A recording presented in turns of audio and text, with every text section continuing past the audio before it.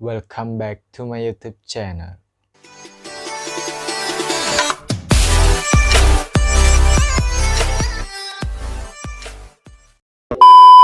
Halo guys, assalamualaikum warahmatullahi wabarakatuh. Terima kasih telah klik video ini.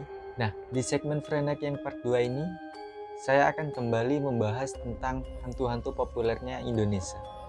Seperti yang kita tahu, masyarakat Indonesia sangat dekat dengan hal yang namanya mistis ataupun mitos.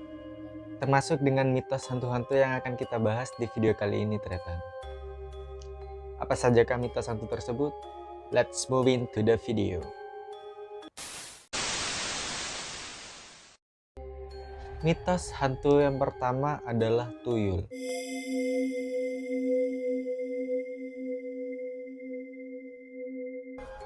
Tuyul merupakan salah satu mitos hantu yang sangat melegenda yang berasal dari Indonesia.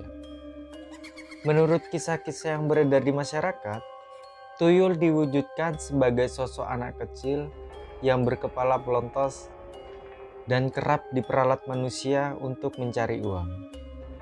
Namun sebagai imbalan memelihara tuyul, si manusia yang memelihara ini harus melakukan sesuatu yang tidak masuk akal, seperti memberi ASI, makanan, mainan, atau bahkan tumbal kepada si tuyul ini, teretan.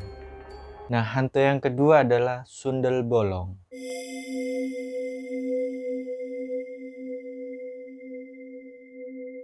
Mitos hantu yang umumnya digambarkan sebagai wanita cantik, berambut panjang, dan memakai pakaian berwarna putih. Namun bagian punggungnya berlubang tembus sehingga organ-organ tubuh bagian perutnya terlihat.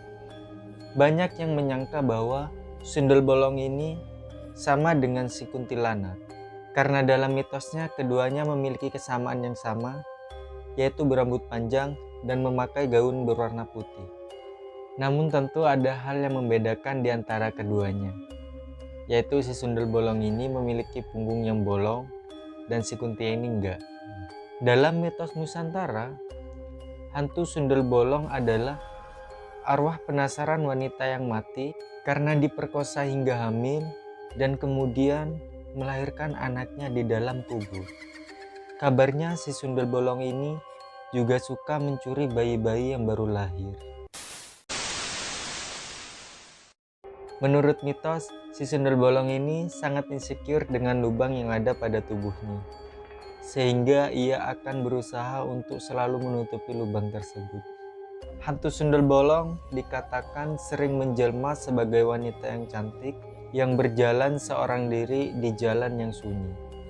Ada dugaan bahwa dulu mitos ini diciptakan dan disebarkan di Nusantara untuk menghindarkan wanita yang berjalan sendirian di malam hari dari laki-laki yang akan berniat jahat, terutama untuk memperkosa.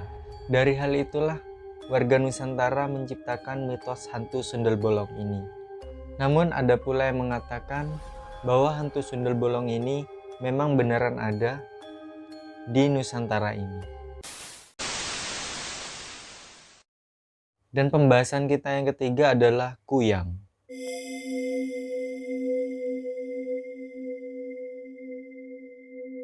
Dalam mitosnya, kuyang adalah hantu yang melegenda di Pulau Kalimantan.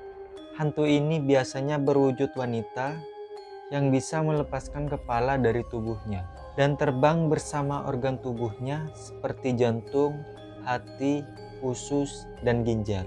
Kuyang merupakan manusia biasa yang pada siang hari membaur seperti masyarakat biasa di lingkungannya. Tetapi ia akan mulai bergentayangan pada saat malam hari tiba. Kuyang dipercaya suka menghisap darah bekas seorang ibu yang melahirkan, bahkan suka menghisap darah bayi yang baru saja dilahirkan.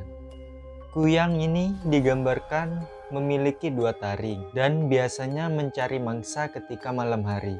Untuk mengelabui korbannya, sewaktu-waktu kuyang bisa berubah diri menjadi seekor burung ataupun seekor kucing. Konon katanya kuyang ini perwujudan dari seorang yang menganut ilmu hitam dan ada ciri khusus orang yang menganut ilmu ini, teretan. biasanya terdapat guratan atau garis melingkar di lehernya. Sehingga waktu siang hari, biasanya si orang yang menganut ilmu ini akan menutupi bagian lehernya dengan kain yang menutupi bagian leher hingga kepalanya. Ada pula hal yang mengatakan diyakini bahwa kuyang ini takut dengan bawang merah. Selain itu, makhluk jadi-jadian ini juga takut dengan cermin, sisir, pisau, dan rumput jairangau.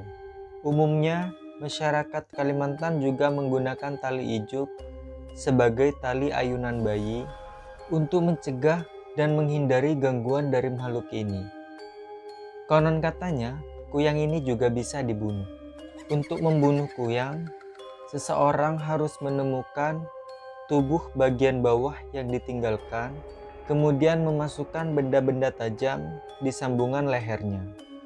Hal itu akan membuat kuyang tidak akan bisa lagi menyatu dengan tubuhnya dan akhirnya akan membuat si kuyang ini mati lemas. Dan pembahasan kita yang terakhir adalah jenglot.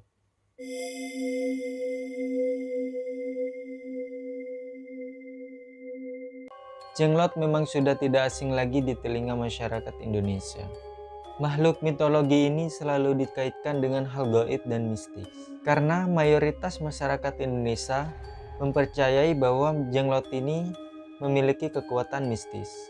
Makhluk ini diduga dapat ditemukan di berbagai tempat, misalnya di bawah tanah, di batang pohon, ataupun di atap rumah.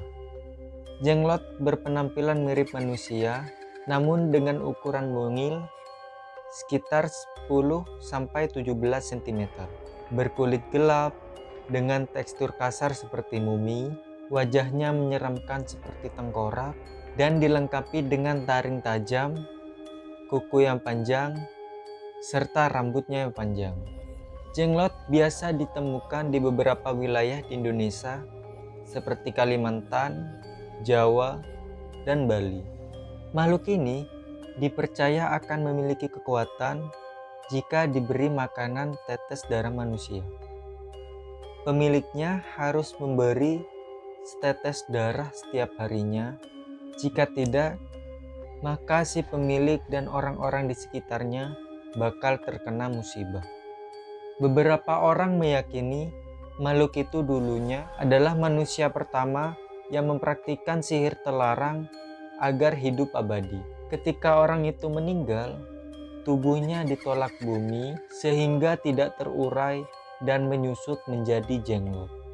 Tetapi ada juga pendapat lain yang menyebut jenglot adalah makhluk gaib yang bisa ditangkap dan dijinakkan. Bahkan ada juga yang menyebutnya sebagai spesies hewan langka. Keberadaan jenglot itu pun menimbulkan rasa penasaran di kalangan ilmuwan. Salah satu hasil penelitian yang diterbitkan di Jurnal Ilmu Kedokteran Malaysia pada tahun 2009 menyebutkan bahwa rambut pada makhluk ini adalah berasal dari manusia. Makhluk ini juga sempat diteliti secara medis oleh tim forensik Rumah Sakit Cipto Mangunkusumo, Jakarta. Dr. Jaja Surya Atmana dari Universitas Indonesia yang terlibat dalam penelitian ini menyatakan lapisan kulit jenglot memiliki DNA yang mirip primata sejenis manusia. Sayangnya, penelitian itu dihentikan lantaran peneliti dilarang untuk membedah jenglot agar tidak terjadi hal buruk. Sementara peneliti lain menyimpulkan makhluk itu dibuat dari proses mumifikasi beberapa spesies, seperti kepala monyet yang disambung dengan ekor kuda sebagai rambutnya. Oke teretan, itulah beberapa mitos hantu yang ada di Indonesia. Sebenarnya masih banyak lagi hantu yang ada di Indonesia. Namun kita bahas lagi nanti di next video ya. Sejatinya yang ada di dunia ini adalah ciptaan Tuhan Yang Maha Esa. Jadi kita tidak perlu takut akan adanya hantu. Kita harus bisa terbiasa hidup berdampingan dengan mereka. Toh sama-sama makhluk ciptaan Tuhan kan? Oke teretan, sampai di sini dulu video dari saya. Jika kalian suka dengan video ini, silakan tekan tombol like dan share sebanyak-banyaknya ke semua sosial media yang kalian punya. Jangan lupa subscribe dan tekan tombol loncengnya agar Tantretan semua tidak ketinggalan informasi dan video saya yang berikutnya. Akhir kata, wassalamualaikum warahmatullahi wabarakatuh.